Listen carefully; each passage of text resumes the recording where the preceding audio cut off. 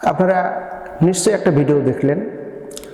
কুষ্টিয়া জেলার সম্মানিত ডিসি মোহাম্মদ ইকবাল হোসেন, যার কার্যক্রম পুরো কুষ্টিয়া জেলায় আলোড়ন সৃষ্টি করেছে এবং তার বক্তব্য হলো একটাই যে হযরত ওমর রাদিয়াল্লাহু তাআলা আনহুর মতন আমি আপনাদের খাদেম হিসেবে থাকতে চাই। এইভাবে তিনি চলতে চলতে অলরেডি কুষ্টিয়া জেলা নয়, শুধু গোটা বাংলাদেশের একটা আলোচিত মুখ সম্মানিত ডিসি মহোদয় ইকবাল হোসেন। অথচ ভারাক্রান্ত হৃদয় নিয়ে একটি কথা বলতেই হয়, যেটি আমাদের জন্য অত্যন্ত বেদনাদায়ক। শেষ পর্যন্ত এই ডিসি আর কুষ্টিয়া জেলায় থাকতে পারল না, তাকে ট্রান্সফার করে অন্য জেলায় পাঠানো হচ্ছে। কেন, কি জন্য? আসুন আমরা এই বিষয় নিয়ে একটু অবজারভেশন করি। মোহাম্মদ ইকবাল হোসেন তিনি সততার সাথে, ন্যায়নিষ্ঠার সাথে অলরেডি সমস্ত রকমের কার্যক্রম তিনি করে আসতেছেন। এমনকি মুফতি আমির হামজা যিনি নতুন একটা সম্ভাবনার কুষ্টিয়াকে উপহার দেওয়ার জন্য তিনি ব্যাপকভাবে পরিশ্রম করে আসতেছেন, প্রত্যেকটা বাজার মনিটরিং করতেছেন, এমনকি হাসপাতালে বিভিন্ন জায়গায় তিনি ঘুরে ঘুরে মনিটরিং করার উদ্দেশ্য হলো দ্রব্যমূল্যের দাম নিয়ন্ত্রিত, মাদক চলবে না, ঘুষ চলবে না, কোনো দুর্নীতি চলবে না, কোনো অনিয়ম চলবে না, এমনকি কোনো পণ্যের দাম আপনি হঠাৎ করে আকাশচুম্বী করে বৃদ্ধি করবেন, এটাও চলবে না। আমির হামজা শুধু একা যাচ্ছেন না, সাথে যাচ্ছেন এই ডিসি মহোদয় ইকবাল হোসেন। যদি কোনো একটু তারতম্য হচ্ছে, সঙ্গে সঙ্গে ভ্রাম্যমাণ আদালত, জেলা ম্যাজিস্ট্রেট সাথে সাথে রায় দিয়ে দিচ্ছেন, জরিমানা করতেছেন। ইকবাল হোসেনের এই কার্যক্রম দেখে অলরেডি দুর্নীতিবাজরা, চাঁদাবাজরা তাকে কেনার জন্য ব্যাপকভাবে চেষ্টায় লিপ্ত ছিল। লক্ষ লক্ষ টাকা, এমনকি কোটি টাকা পর্যন্ত ডিসি মহোদয়কে দেওয়ার অফার দিয়েছিল, যে আপনাকে কোটি টাকা দিচ্ছি, আপনি এই বিষয়গুলো নিয়ে আপনি মাতামাতি বেশি করবেন না। তো ডিসি মহোদয় তিনি সুন্দর করে জবাব দিয়েছেন যে আমার নামে যদি গোটা বাংলাদেশ লিখে দেওয়া হয়, কোটি টাকা নয়, গোটা বাংলাদেশ যদি আমার নামে লিখে দেওয়া হয়, তথাপিও আমি একটি দুর্নীতির কাজ করব না, এমনকি কোনো ঘুষ নেব না, অপছন্দনীয় কাজ আমার চোখের সামনে হোক, আমি এটা হতে দেব না। অবশেষে কি হলো?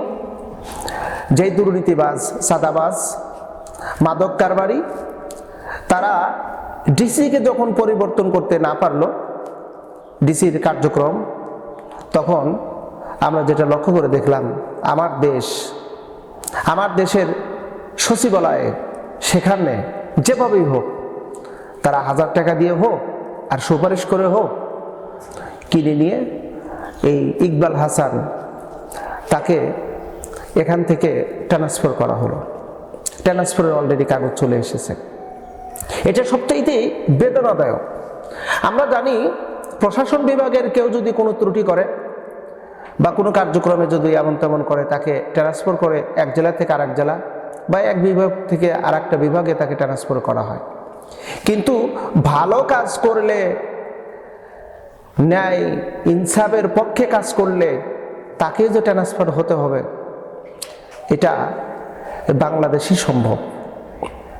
বাংলাদেশ কেমন উন্নতি হবে? এই জাতির উন্নতি হবে কেমন? ভালো মানুষের মূল্য আমরা দিতে জানি না, ভালো মানুষের মূল্যায়ন আমরা করতে জানি না।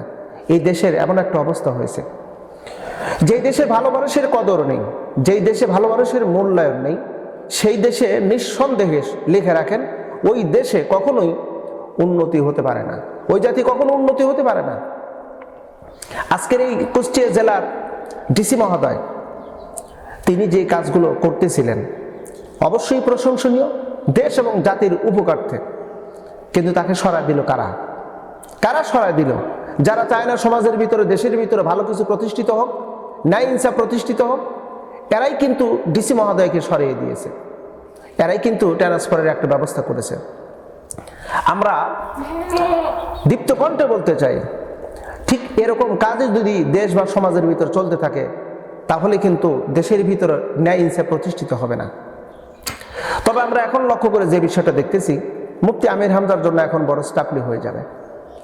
মুফতি আমির হামজা বলেছিলেন, আমার এই কুষ্টিয়া জেলার মধ্যে কোনো মাদক কারবারি চলতে দেব না, এই কুষ্টিয়ার মধ্যে কোনো চাঁদাবাজি করতে দেব না, এই কুষ্টিয়ার মধ্যে কোনো দুর্নীতি অনিয়ম করতে দেব না।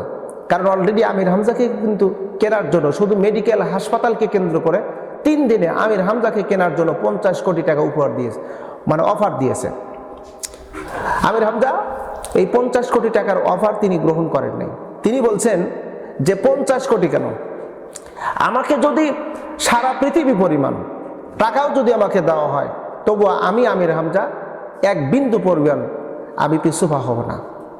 প্রিয় বন্ধুরা, এখন আমির হামজার জন্য কষ্টদায়ক হয়ে যাবে।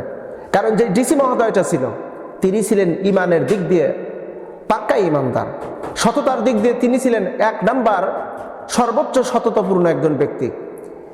প্রিয় বন্ধুরা, আমরা খুবই আফসোস ভারাক্রান্ত হৃদয় নিয়ে কথাটা বলতে হচ্ছে, ভালো মানুষের মূল্যায়ন এই দেশের মধ্যে নাই।